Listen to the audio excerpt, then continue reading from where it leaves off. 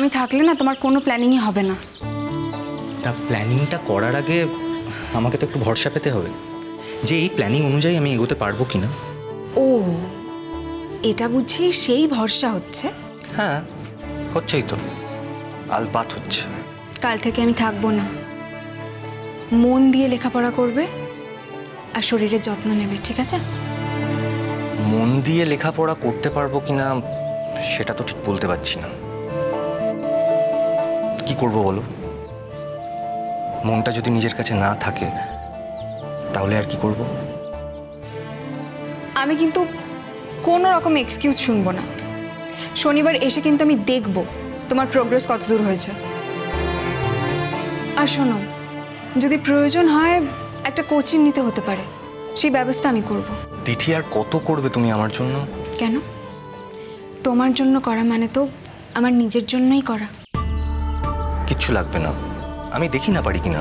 আরে লাগবে লাগবে, কেন বলো তো? তুমি তো এমনি অনেক দিন পড়াশোনার বাইরে ছিলে, সেই জন্য দরকার হবে। তুমি পড়াশোনা করতে থাকো, আমি কলকাতা থেকে খোঁজ খবর নিতে থাকবো। মাঝে মাঝে আসতে পারবে না? আমি একটা কথা বলি? বলো। তুমি টুক করে চলে এসো না একদিন। সেটা তুমি বলবে তবে যাব।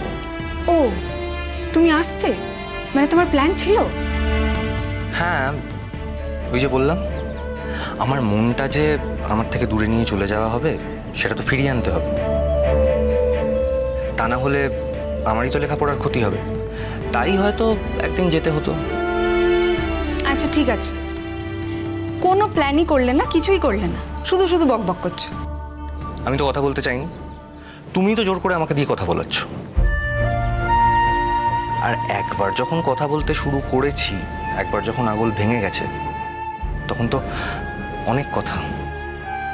এই কবছরে তোমাকে না দেখে কি আমার কম কষ্ট হয়েছিল?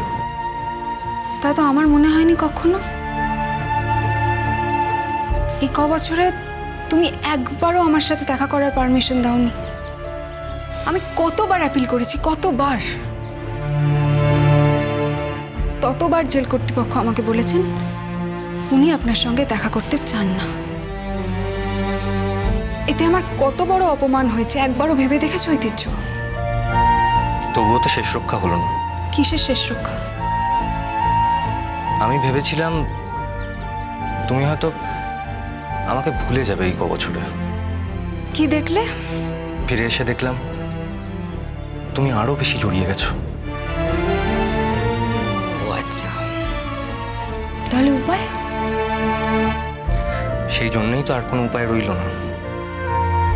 আমি ভেবেছিলাম তুমি আমাকে ভুলে গিয়ে একটা নতুন সুন্দর জীবন তৈরি করে নেবে, কিন্তু কোথায় কি, জেল থেকে বেরিয়ে দেখলাম তুমি আমার পরিবারের সঙ্গে এই জীবনটাকে গেঁথে নিয়েছো। আর সেই জীবনের কেন্দ্রবিন্দুতে আমি। তাও তো সরাতে চেয়েছিলে দুহাত দিয়ে। তখন আমার প্রতিরোধ শক্তি একদম ভেঙে গেছিল তিথি।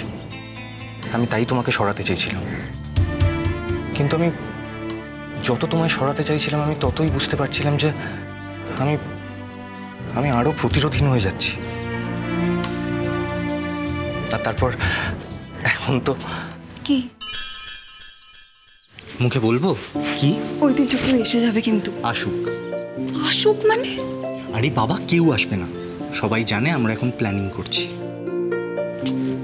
ভালো হবে না কিন্তু, বলে দিচ্ছি। দিঠি, আমার জীবনে আর কখনো কিচ্ছু খারাপ হবে না। তোমার মতন একজন মেয়ে যে চলে এসছে আমার জীবনে, আর শুধু আমার কেন, আমার পরিবারের আর কোনোদিনও কিচ্ছু খারাপ হবে না। তুমি তুমি সত্যি খুব লক্ষ্মী একটা মেয়ে দিঠি। আমার মা কি এমনি এমনি বলে? তুমি শুধু আমার জীবনটা আনন্দে ভরিয়ে দাওনি দিঠি, আমার পুরো পরিবারের জীবনটাকে আনন্দ দিয়েছ। এমনকি আমার বৌদির দুঃখকেও ভুলিয়ে দিয়েছ। শুধু শুধু আমি মিস করি আমার দাদাকে। আমার দাদা যদি তোমাকে দেখতো না, খুব খুশি হতো, তোমায় খুব ভালোবাসতো, খুব খুব ভালোবাসতো।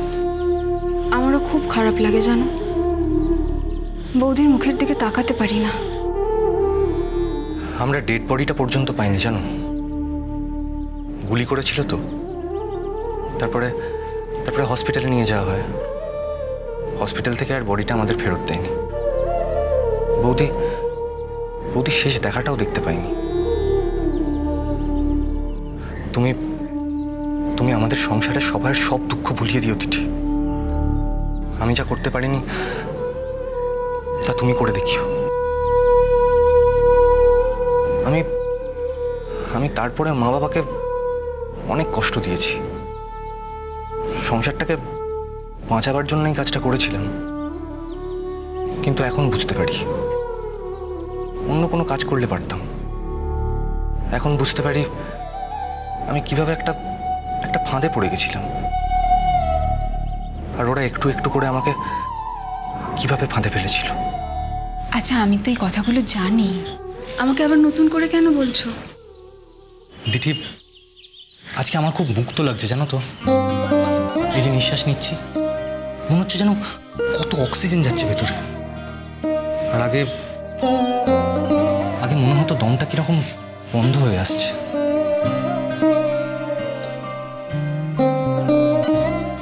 শোনো ঐতিহ্য, এখন শুধু সামনের দিকে তাকাও। এইসব কথা মনে করার আর কোনো কারণ নেই। মন দিয়ে লেখাপড়া করো। আর শোনো, তোমাকে কিন্তু বড় চাকরি পেতে হবে তার কোনো মানে নেই। তুমি যদি ছবি আঁকা নিয়ে থাকতে, তাতেও কিন্তু আমি একই রকম খুশি থাকতাম। আমি কিন্তু তোমাকে আমার জন্য চাকরির পরীক্ষা দিতে বলিনি। শোনো দিঠি, আমারও তো একটা দায় আছে। আমারও তো নিজেকে প্রমাণ করার চেষ্টা করা উচিত। আমি জানি একটা চাকরি পেলেই সেটা প্রমাণ করা হয় না, কিন্তু সমাজের চোখে, সামাজিক মানুষের চোখে এই প্রমাণটাই যথেষ্ট। তাদের জন্য এটুকু থাক, আর তোমার জন্য থাকবে আমার আঁকা, আমার ছবি। খুশি তো? খুব খুশি।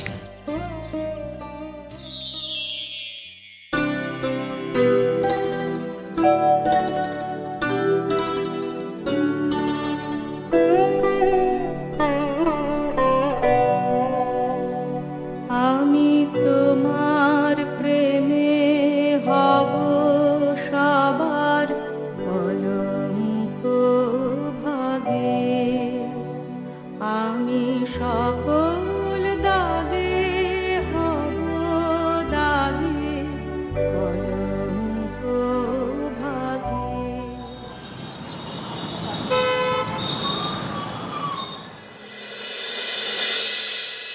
বাঁধাকপি খাবে তো? হ্যাঁ একটু দাও। মা লায়ের তরকারিটা ডিঙ্কাকে দিয়ে দিই। হ্যাঁ দিচ্ছি। আবার এখন কে এলো? দাঁড়াও আমি দেখছি। না না না, খেতে খেতে উঠতে নেই, আমি দেখছি। মা ওকে একটু ভাত দিয়ে দিন তো। হ্যাঁ। দিঠিকে আমি নিচ্ছি।